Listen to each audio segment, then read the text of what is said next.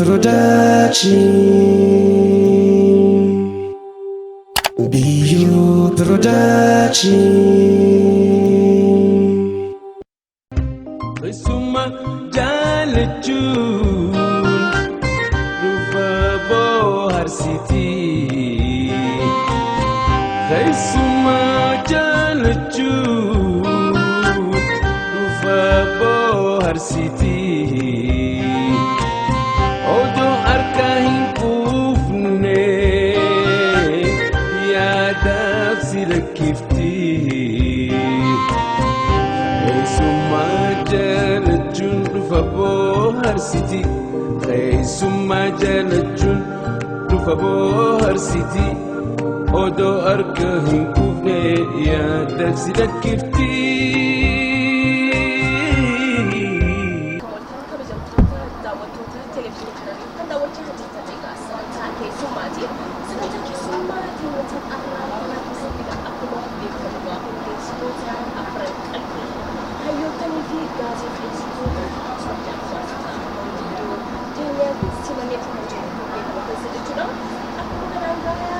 Gaazexeessa walaleessaa fi barreessaa Jaafar Aliitiin wajjin waliin barsiisuudhaaf jenna.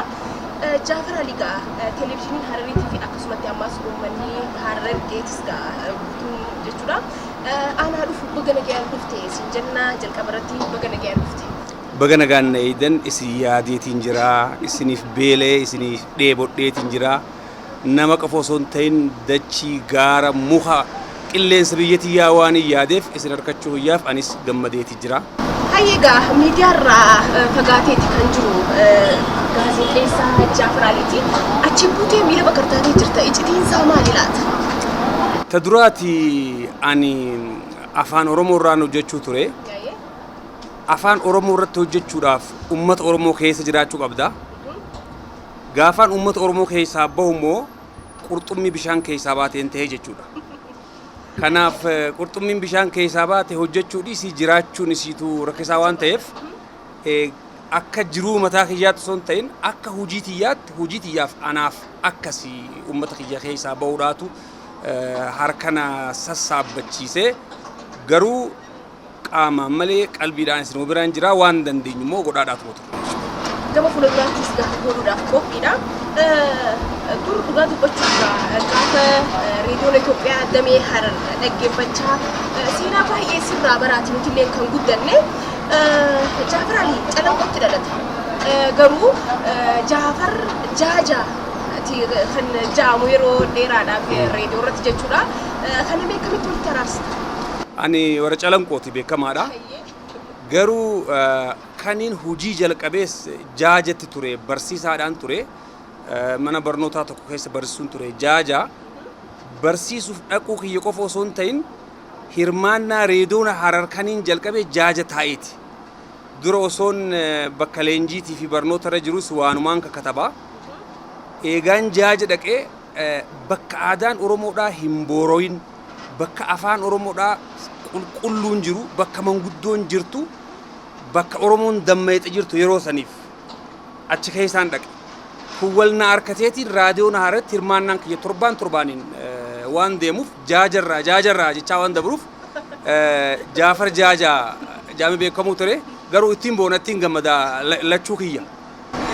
Hayyeegaa irra jireessaan barreessaa walaleessaa akkasumatti ammas koomeediyaanidha Jaafar Aliiti. Dubbii miila bakka irratti kan immoo haalaan ittiin beekamte mee akkamitti qo'achuu dandeessi seenaa kana dhugaa dubbachuuf seenaa biyyattii keessatti uummanni keenya illee seenaa san akka sirraa baran abdii guddaadhaan qaba. Akkamitti qo'atta?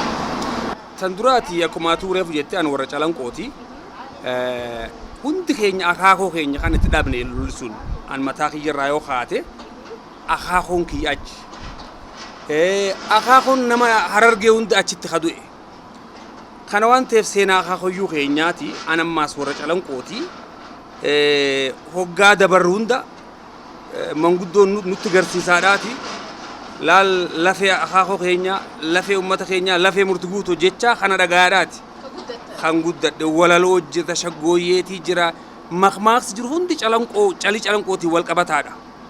Kana caqasaa guddachuun kiyya waan takka ta'ee abbaan kiyyaas nama aalima kitaabaati saniin maddittiis ani ijoollummaa kiyyaan osoo barnoota kiyyaa fiiguu malee hin dammayne gaafa sanii eeganni dulloo immoo itti maxxanee oggoo waa odeeffadhu bu'uura ka'umsa achirraa hin harkadhe namni ni makmaaksa tokko waan irraa ka'e hin beeku abbaan kiyya hadiisa qofaa miti kan fassaru makmaaksa kanaas namni tokko laf maaqeemma dubbii miila bakar ogujee waan irraa ja'ame beeytu abbaan kiyya akkuma hadiisa heeku sanitti tanaas ka'umsa isii fida seenaasii dubbiin ciroo dhumte gujan maal irraa ja'amte beeytanii akkasii hiikuu amala akkasii qaba abbaan kiyya achi keessaa duuba jirtu tanuma san caqasuu dubbii miila bakar irratti hiikkaan inni kenne ijoollummaan qalbii tiyya seente odeeffachuun jalqabe jechuudha isa boodaas reediyoo hararratti waan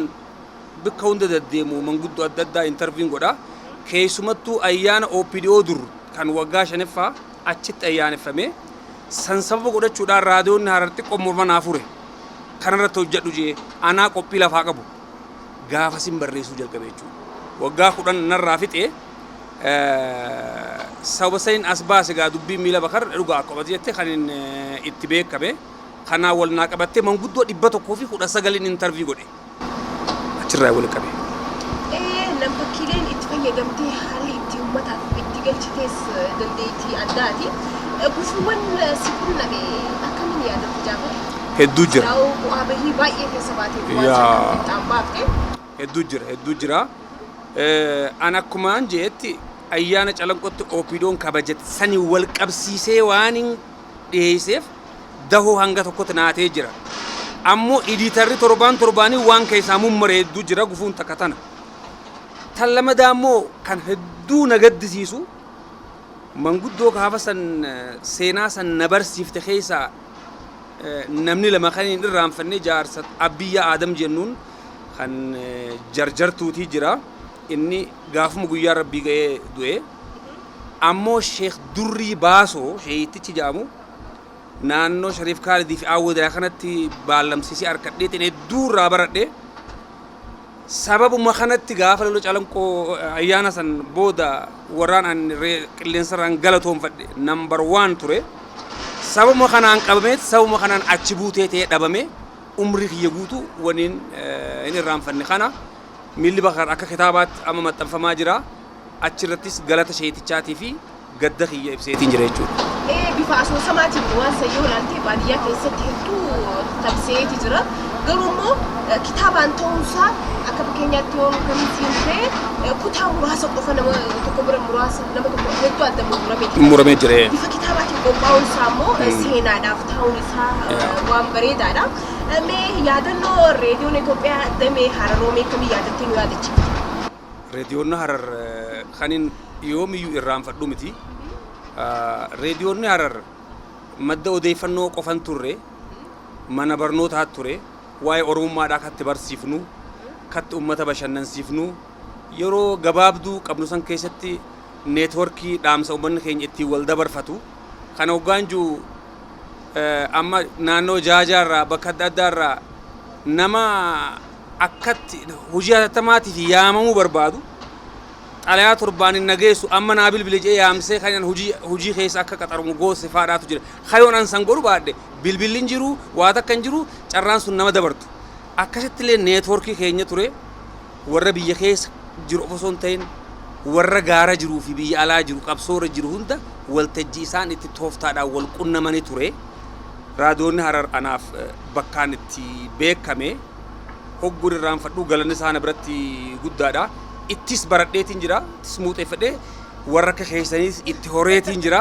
Nutis isin dhaggeeffachaa turre dhaloota isin booda isinirraa barree amma immoo achi asitti bakka keessanillee bu'uu baannuuf uummata kana. Caaluu qabdan.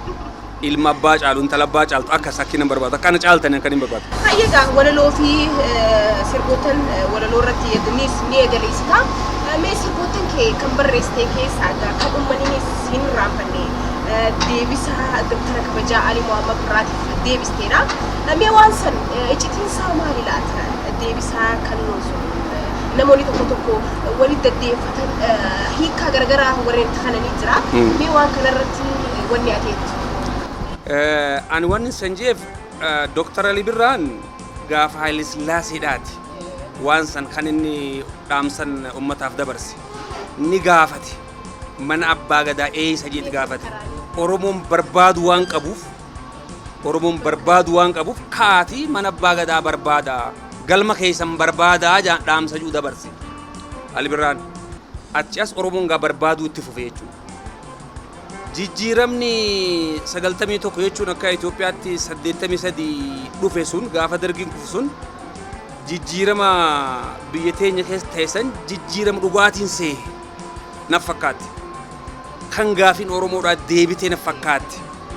Achirraa ka'eetiin Ali Birraadhaaf deebisaa barbaada inni nutti ajaja inni nutti kenne san barbaanne kunoo garree dhaamsa juu hojii ta'e hojiirra oolchinee kajuu himuudhaaf inni manni abbaa gadaa eessa jee manni abbaa gadaa meekami karaanii ja'aniin gaafatan inni beeka garaanii kaniin jee kanaaf ammoo shakkii takka qabaachuun ture gaafasuma. Shakkii waan hin qabuuf dhiiroo tarii warri biyya qabu kun nu afaan garagaluu mala kajuus walumsan keessatti qotti guduunfeetiin waliin maatii sheekaatiif kenne manni abbaa gadaa karaan isaa labbaa dahoomeetu miti dirree bal'oo gubbaa silaa wallaalu ilmi mana abbaa waatu jira malee wanni nama dhibaa sun gaanu dhibaadhaasi turte waggaa 27 amma immoo nurraa guutamte na fakkaatti saniif wanni akkasii.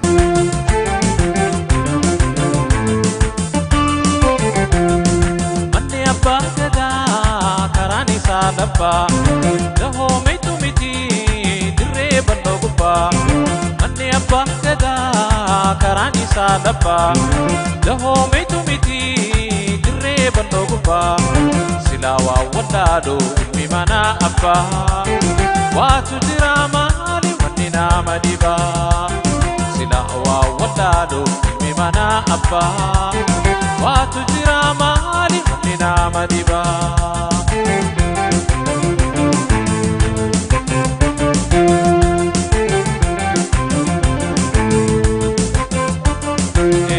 Manni abbaa gadaa meekami karaanii sa'aniin gaafatan ni beeka garaanii. Manni abbaa gadaa meekami karaanii sa'aniin gaafatan ni beeka garaanii.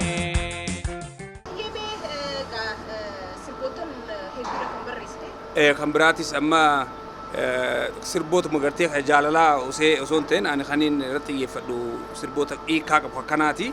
Fakkeenyaaf kan waggaa 3 dura Kadir Martuudhaa sirbee jaarraa abbaa gadaadhaatiif sani sanaatu barreessee kanneefi akkasii gaa waan akkasiin xiyyeeffadhan useetuma intala faarsuudhaa miti. Mee sirboottan kanneen keessaa mee warreen yeroo kana FM Harar dhaggeeffatanii fi televezyiinii Hararii daawwataniif mee sirboota kunoo affeera keessaa fedhadhu sirboottan kee keessaa. Sirboota kiyya keessaa kan jaarraa abbaa gadaa kan Kadir Martuudhaa sirbe san uummata Harargeedhaa guutuu affeereetiin jira. Kun biyya abbaa akka biyya abbaa fi hin taatu mee akkam keessa turtan gama biyyaa moo yommuu galtan haala akkam keessa gama biyyaa dhuftan jijjiirama kana akkamitti ilaaltan mee? Jiruun biyya alaa keessaa biyya alaa oguu jennu gaa Jibuutiinis biyya alaati, Hargeysiinis biyya alaati. An kaniin ture Awurooppaadha. Awurooppaa keessa rakkoon hin jirtu. Namni maaliin nyaadha jee yaadu, namni maal uffata jee yaadu.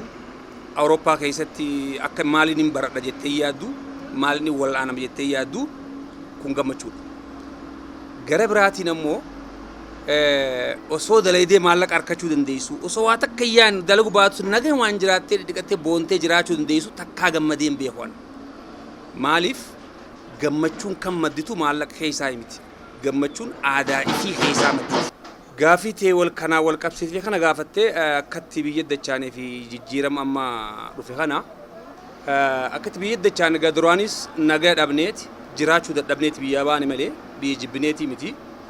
Haalli biyya teenya keessatti jiraachuu nu dandeessu waan uumameef gammachuudhaan gara biyya teenya dachaanee Kana jechuun jijjiiramni kun kan abdachiise taanaan jechuudha. Jijjiiramaaf nuti umrii tiyyattu jijjiirama kana dura lama arkeetiin jira. Kan gaafa Hayilasillaaseen bu'uutii fi kan gaafa Dargiin cabu kun kaaniin adda. Murna afran qollootis turee wanni dhufeef amma jijjiiramni kun ji'a 8 wanni turee dhufneef kanaaf ni laalle firraa gatteenyeeti wal marenne gadi fageenyaan laalle akkamitti dhufe jijjiiramni kun ka gaafa sirraa dhufichi isaa maaliin adda qawween dhufe sun murna tokkootu qawween fide san kana murni qawween fide hin jiru ummataatu qabsaa'ee ifumaa fidate abbaa fidate harkaan bahu abbaa fidate qabaata ummataa fidatee kan ummataati ka umsanuu ta'e kun abdii itti horan kan godhe tokko kana kan lamada garam deemti dubbiin tun eega jijjiirama ummanni feetee gara dimokiraasiidhaati deemti hoogganoonni ammaan tana biyya harkaa qaban kunis warra dhiibbaan ummataa kun dhalte warra sibiilaan mootummaa garagalchee fudhatee miti if dura buuse kanaafu jijjiiramni amma dhufu kun abdachiisaa ta'u itti amanneeti kanu jiraachisu qofa sun kanu hojjechiisu ta'u itti amannee ejjennoo fudhannee deeggaruudhaaf dhufne gammachuu hongan qabne gammachuu hongan qabne akka lama guyyaa simannaa kiyyaa aruuza kiyya na fakkaata akka nama lamada dhalatee maaliif biitii fi ngoomtu ani jijjiiramni kun akka dhufu niin beeka akkaan du'atiyya beekutti hin beeka akka mootummaan sun jiguudha ta'u ammoo dafee akkana jigan seene guyyaa tokko yaa rabbi umrii tiyyaan mootummaa wayyaanee sun jigee ummanni oromoo abbaa mirga isaa ta'ee na agarsiisii borumtii duusheenaan qabu kajechuun ture sawwaayin arkeef gammachuun tiyya hongan qabdu. Ayyee egaa biyyatti deebitanuufuu keessattuu kaayyoo guddaadha qabdanii uummata keessa duree taatan akka seenaa dirasan barsiistanii waan hedduudha kan hojjettanii bu'aa buustanii dhaloota dhufuuf illee dhaalchistanii as dabartanii gama fuula duraa hoo maal hojjechuudhaaf karoora keessa? Gara fuula duraa an ogummaa kiyya keessaan bahu siyaasaan barbaadu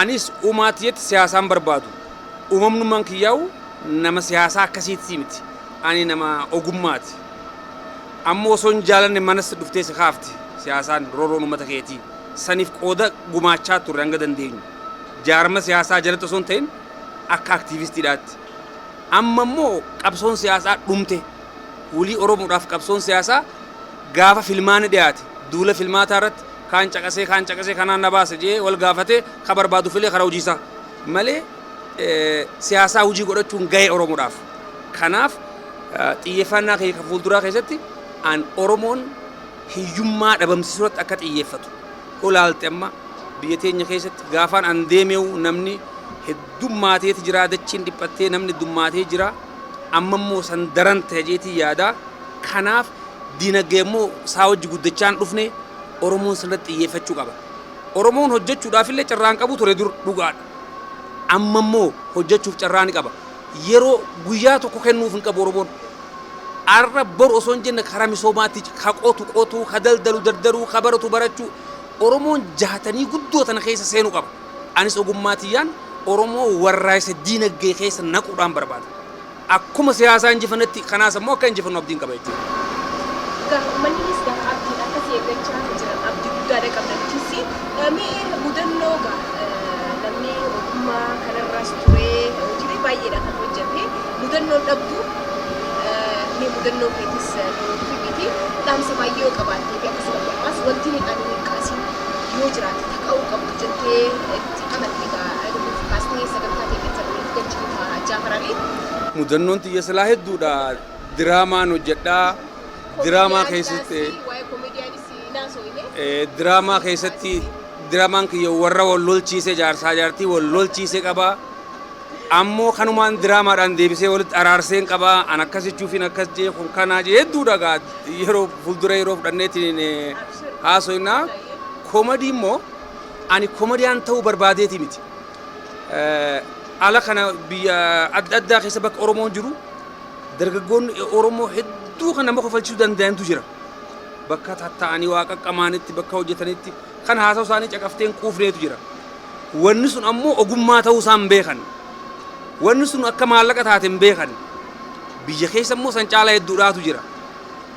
Bar kunis ni jira jee itti garsiisumaafiin jalqabee amma marsaa takkaniin naannawaa biyya keessa komediin argisiisaa. Akka komediyaaniidhaatti immoo kun kaboodaati naaf ta'a jechuudha. Akkas.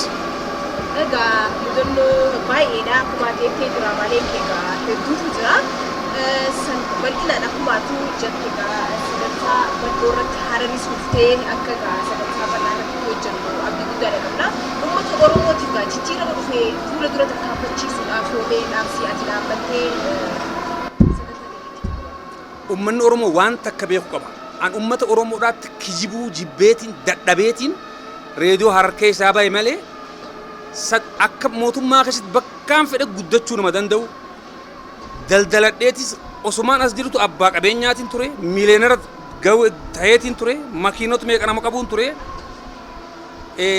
ummata Oromootti kijibuu dadhabeetiin afaan kiyya kaniin jaadhu kaniin caalaa beeku dhiisee afaan Amaaraatiin Jarmanootaaf hojjechuu jalqabe. Ammas ummata Oromootti kijibu. Yaa ummata Oromoo gaafiin teeta siyaasaadha tan qabsoo bilisummaadha xumura harkattee jirti. Na amana qabsoon bilisummaa tan isin gootan goobaan galta injifannoodhaan xumurtanii jirtan. Kiraateeriyaa kamiin yoo naan jettan fuuldura bal'inaan ni haasofna. Bilisummaan Oromoon ganaa barbaadu hin jiru if bira dabreeti Itoophiyaa bulchuu jira. Fakkeenyaaf 81-83 Tigraay gaafas bilisoomte. If bira dabarteetu immoo nullee bulchaa turte amata 27. Oromoonis amma bilisoomeeti jira. If bira dabree Itoophiyaa bulchuu jira. Ammoo akka TPLF sanitti dabaree uummata kan gabroomsu hin barbaadu. San Oromoon hin barbaadu. Tafiitiif ammoo Oromoon bilisa amma. Kun kan galiniifiitu jira uummata keenya. Dur jaarraa abbaa gadaa faana qabsoo jalqabnu jaan. Ganda tokko dheennee bar isin Oromoodhaa jennee amansiisuudha hojiin teenya guddoon jaan. Gabrummaa jala jiraachuu itti himuudha wanni ta'e hojiin teenya guddoon jaan. Amma sannu mudina bar isin bilisaa jennee isinitti himuudhaaf yeroo dheeraa nurraan fudhatina duula guddaa qabnaa duula diinagdee irra bobbaanu. Kanaaf isin bilisoomsanii jirtan. Isiniin bilisoomsaa kan isiniin jee kana booda isini kijibe yoo hawaan biraatiif deemee sanii miti. Sanuu if bilisoomsitan namni tokko isin bilisoomsite. If bilisoomsitan isin bilisa isin abbaa biyyaati mootummaa barbaadan kaardiidhaan korsiiftanii kan feetan kaardiidhaan buuftan seeraan yeroo filmaataati jechuudha. Isuma jaalachuun dhufa bohaarsitii. Isuma jaalachuun dhufa bohaarsitii. Odoo harka hin quufne yaadaaf si lakkiftii. Isuma jaalachuun dhufa bohaarsitii. Isuma jaalachuun dhufa bohaarsitii. Odoo harka hin quufne yaadaaf si lakkiftii.